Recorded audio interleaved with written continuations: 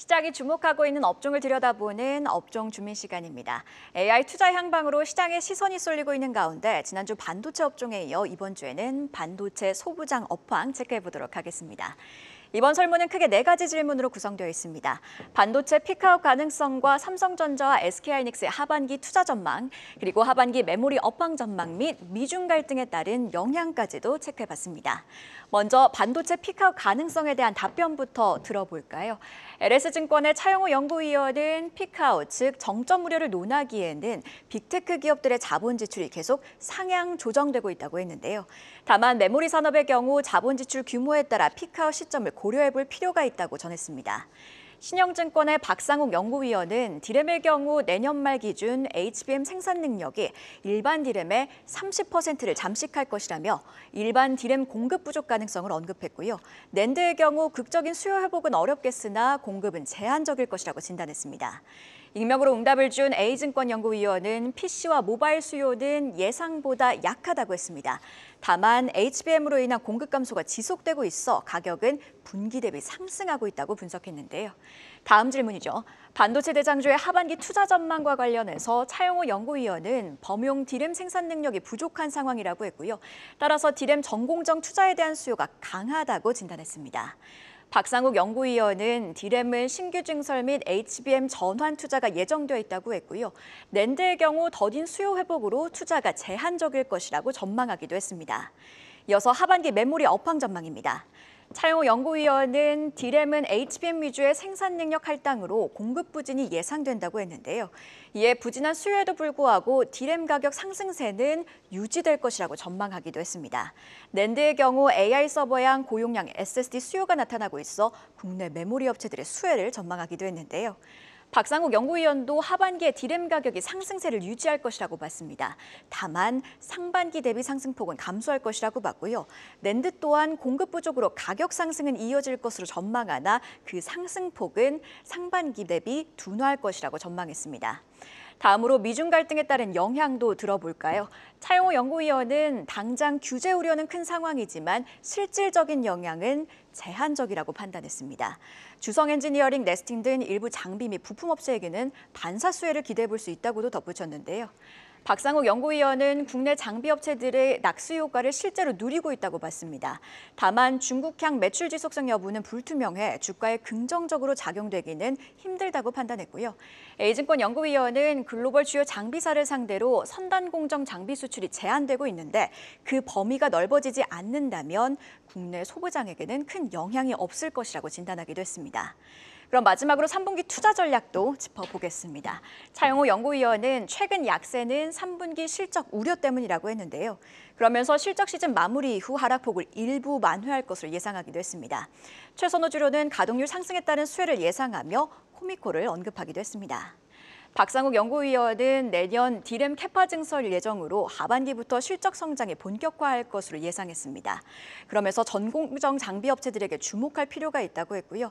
마지막으로 A 연구위원은 내년 실적 성장이 본격화될 것으로 보이는 기업 중심으로 저가 매수 전략은 유효하다고 진단했습니다. 이렇게 애널리스트들이 바라본 반도체 소부장 업황 함께 짚어봤는데요. 바로 이어서 전략까지도 저희와 함께 하시죠. 네, 오늘의 시간 애널리스트와 함께합니다. 오늘은 유진투자증권의 임소정 연구위원 모셨습니다. 어서 오세요. 안녕하세요. 네, 저희가 연구위원님을 대상으로도 설문조사를 했잖아요. 화면으로 먼저 정리를 한 이후에 도움 말씀 들어보겠습니다. 화면으로 만나보시죠. 반도체 소부장에 대해서 수합 분석을 부탁을 했습니다. 강점으로는 기술력 강화를 통한 글로벌 경쟁력, 그리고 제조회사 가동률 회복에 따른 업사이클 진입으로 꼽아주셨습니다. 다만 약점으로는 메모리 중심의 서플라이 체인, 그리고 적은 규모의 국가 보조금을 약점으로 꼽아주셨고요. 기회 요인으로는 고성능의 디램, 낸드 수요가 확대되고 있다는 점, 그리고 다양한 디바이스로의 AI 모멘텀이 확대되고 있다는 점, 위험 요인으로는 미국과 중국 등 자국 기업 우선 지원 정책이 최근에 쏟아지고 있다는 점, 경기 둔화 우려에 따른 투심 악화 가능성을 꼽아주셨습니다. 네, 이제 본격적으로 궁금한 것들 질문을 좀 해볼까요? 네.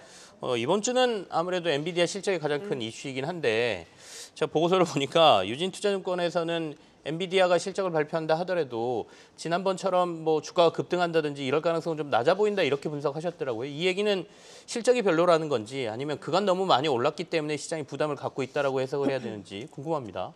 네. 일단은 현재 시장의 컨센서스라 하면은 287억 달러 정도 하고 지금 엔비디아가 지난 분기에 제시한 가이던스가 280억 달러여서 네. 뭐 시장에서의 눈높이가 워낙 높은 수준이기도 하고 그리고 사실 중요한 거는 이제 매출액보다는 마진율입니다. 마진율 가이던스가 75.5%로 지난 분기에 79%보다 낮게 제시를 한 게 이제 처음이기 때문에 네. 실제 마진이 하락 전환한다면은 뭐 주가에 영향이 없진 않을 걸로 당연히 보고 있고요.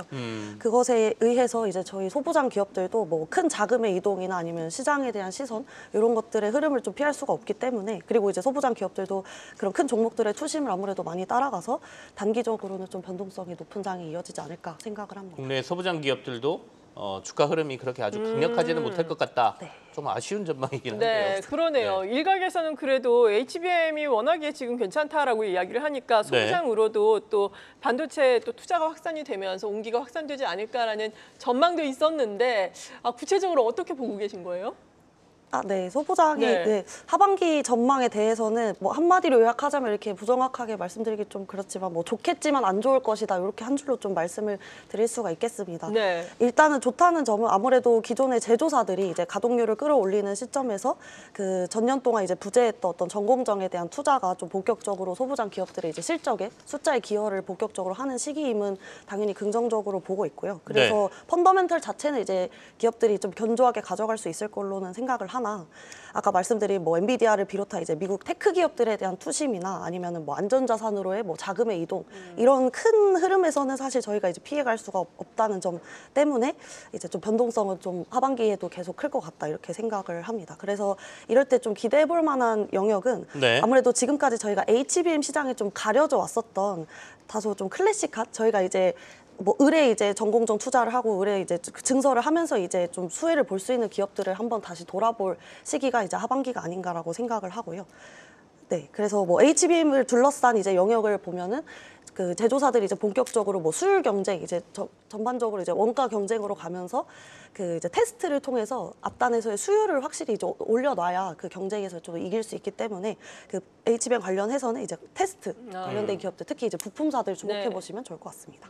소부장 쪽에서 조금 지켜봐야 될 부분까지 좀 짚어주셨는데 좋은데 안 좋다라는 얘기는 업황은 괜찮다라는 얘기로도 들리긴 하거든요. 근데 최근에 모건 스탠리 쪽에서 내년 글로벌 기술주가 침체 사이클에 진입할 가능성이 거의 확실하다 이런 전망을 내놨더라고요. 동의하시나요? 어떻게 봐야 되나요? 네. 아무래도 뭐 지금 이제 경기 우려나 뭐 이제 미국 대선을 특히 앞두고 여러 가지로 주식 시장에 대한 변동성은 좀 커질 걸로 예상을 하면서 이제 피크아웃 얘기도 종종 이제 들려오고 있기는 합니다만 그 소부장 기업들은 사실 이게 특징이 개별 뉴스로 뭐 각각 종목들이 갑자기 주가가 이제 튀거나 이런 점에서는 좀 종목 발굴에 대한 어떤 매력이 있기는 하지만 반대로 큰 경기의 흐름이 좋지 않을 때는 다 같이 조금 이제 힘을 쓰기가 어렵다는 좀 특징이 있습니다. 그래서 제가 이제 다양한 기업들을 다녀봤을 때 연초부터 이제 가동률이 오를 거다, AI가 성장을 다 이끌어 줄 거다 이런 긍정적인 뉴스나 어떤 시선들이 많기는 했었지만 지금은 이제 큰 그림으로 봤을 때 이제 그 미국이 아무래도 11월 대선까지는 변동성이나 아니면 이제 경기 둔화에 대한 어떤 우려 그리고 금리를 이제 둘러싼 여러 가지 우려의 시선들이 그 주식 시장까지 좀 영향을 미치고 있는 건 맞다고 생각을 하고요. 그래서 모든 영역이 전반적으로 슬로우해진 상황은 맞지만 근데 결론적으로 이제 피크아웃이 언급된 것만으로도 이미 투심이 많이 꺾이고 있다고 보고 있습니다. 그래서 그 가운데에서 어떤 종목을 봐야 하냐 하면은 뭐 기술력을 바탕으로 이제 좀 실적을 꾸준히 좀 키워나갈 수 있는 기업들을 선별해서 투자하는 눈이 필요하다 이렇게 생각합니다. 그리고 앞서서 반도체에 대해서 수합 분석 저희가 화면으로 정리를 해봤는데 위험 요인으로 자국 우선주의 반도체 내에서도 그게 또 계속해서 이어지고 있는 상황이잖아요. 중국도 또 미국이 워낙에 이러니까 어쩔 수 없이 계속해서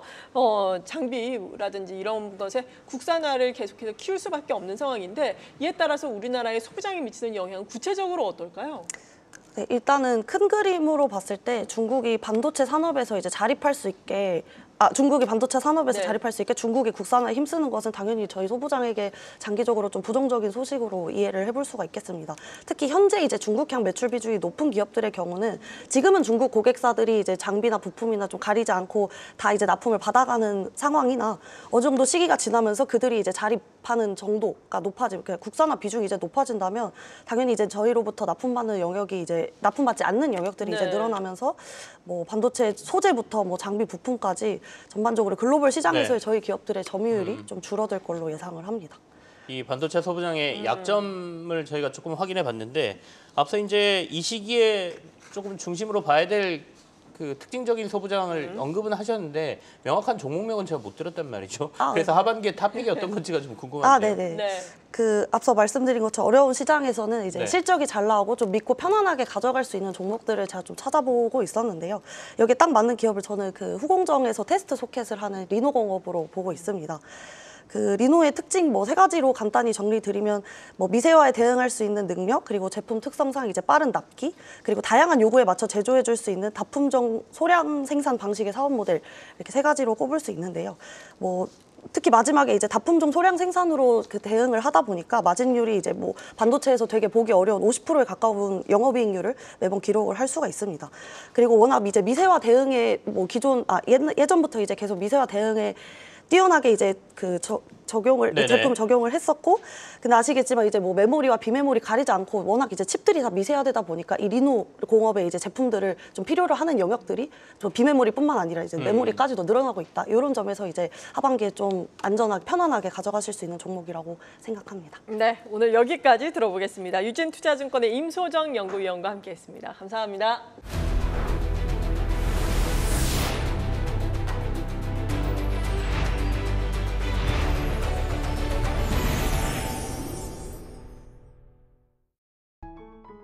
계속해서 다양한 경제 이슈를 알고 싶다면 구독과 좋아요, 알림 설정 부탁드립니다.